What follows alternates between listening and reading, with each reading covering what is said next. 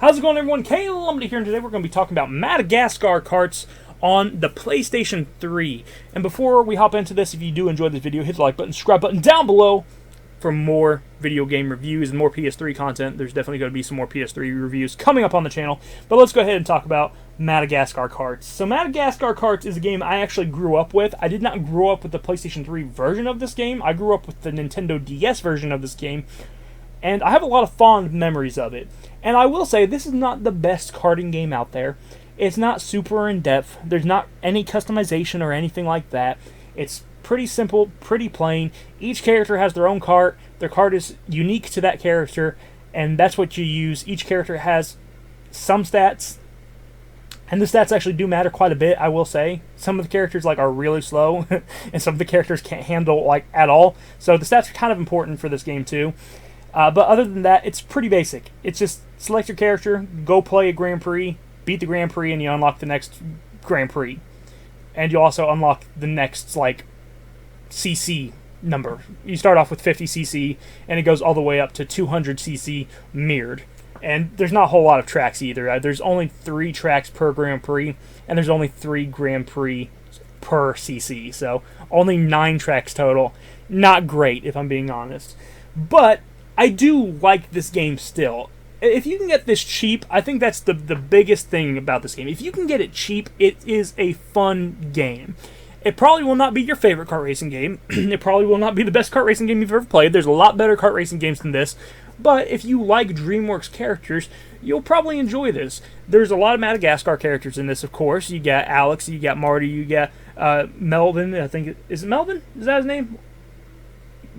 Melvin, I can never remember the giraffe's name. You got Gloria, you have King Julian, you got the chimps, and you got the penguins, of course. And then you can actually unlock a couple bonus characters as well. You can unlock Shrek, which is kind of cool. You can unlock Shrek, and you can also unlock Bob from Monsters vs. Aliens, which is always cool because that's a series that kind of got forgotten. It had a movie, and I never watched the movie, but I did watch the cartoon growing up. And I feel like that game just kind of, or that series in general, just kind of faded away. No one talks about it anymore. But it's kind of cool to see some Monsters vs. Aliens representation in this game with Bob.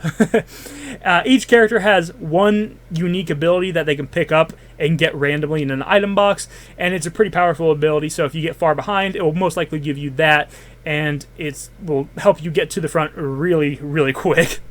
The actual course design, it's fine. It's nothing crazy. I like it alright, but there's a few of them that just aren't great. There's a few that are just not very well designed because there's just I'll take the shortcut every time, and all the bots always take the shortcut too, so it's just why even have the long way? So there's some things like that. None of the shortcuts are really hard to get to either, so that's another thing that's kind of why even bother with the making the long way then if the shortcuts are so easy to find and get to. But there's still some good levels as well. There's a volcano level, and that level's pretty good.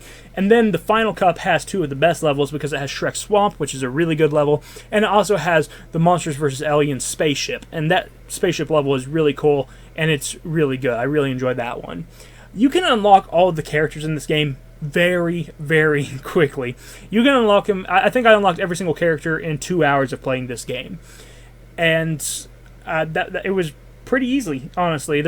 I don't think I ever had to redo a full Grand Prix ever. I think I won every Grand Prix the first try, so it's not a difficult game either, I will say. But if you just want a laid back kart racer, well, there you go. It's a laid back kart racer. It's super easy. You can unlock everything in 2 hours, and then you can race as Shrek and Bob or the penguins of Madagascar. Penguins are also awesome. There's also a hangar, or a shipping crate, a shipping vessel, shipping boat. There's a shipping boat that you can race on, and that level is actually pretty cool as well. You can do tricks in midair too. This game's weird because it doesn't have any boost for doing drifts. A lot of games, you'll do a drift, and then the longer you do the drift, it will give you a boost. That's not really how this game works, and there's no starting line boost either that I could figure out. It looks like the only way to boost in this game is if you do drift, it will have this bar, and it will slowly fill up this bar, and if you do tricks, it will fill up this bar, and you can press the X button, and then you can use your boost at any time. So it basically stores up your boost, and you can use it at any time. It doesn't give you boosts just randomly for doing drifts, or just, you know, doing a stunt and then you land and boost. It lets you store it up over time so you can use it when you need it. So it's a different way of doing it. It's not the worst thing in the world. In fact, I wouldn't even say it's a bad thing. It's just a different way of doing it that you don't really see in a lot of kart racing games. Like, that's something you would see more of in, like, a Burnout game, you know, where you store up your boost. But they used it here. And it's not terrible. It's just different. The only other thing that there is that this game doesn't have the regular point system either when it comes to the actual Grand Prix. Whenever you are trying to get to the first place spot in a Grand Prix, it's not like you get like 10 points for getting in first place. You actually get rewarded with like mango fruit. You get these fruits at the end of each race, and the higher you place, the more fruit you get. So like you get like, you know, 180 fruit or something like that if you get first, and then you also, if you collect fruit throughout the level, you also get that fruit added to it, and you get some bonus stuff if you do like tricks and stuff like that. And it's a very odd way of doing it. But the idea is still there of, if you place first, you'll get the most fruit. If you place second, you'll get the second most fruit. Third, you know, the third most fruit. And then last, you get the least amount of fruit. So it's the same idea of, like, the higher you place, the more points you get. It's just done in a very fruity way. But overall, it's an odd game. It's odd. It does have a couple other modes that are okay. It has, like, this mode where you, like, have to capture a disco ball. And if you have the disco ball, you go through hoops, and you get the most points. And whoever has the most points with the disco ball by going through the hoops is the winner of that race. And then there's time trials, which, you know how I feel about time trials. I don't like time trials. They're a little bit different because they're basically just checkpoint time trials instead. So you're just trying to get as many checkpoints in the time allotted to you, which are those checkpoint ones are always better than regular time trials. But I just don't like any time trials in general, if I'm being honest. So overall, should you pick this game up? I think you can, if you can find it for $10 or less. It's not a bad game. It's not a terrible game. It's just not a great game. I think this game is fine, and I think if you enjoy any of these characters, you'll probably will like this game. If you're just looking for something different, something unique, hey, this is definitely a unique kart racer. You know, so many different kart racers back in the day. And in fact, there's still a lot of kart racers these days.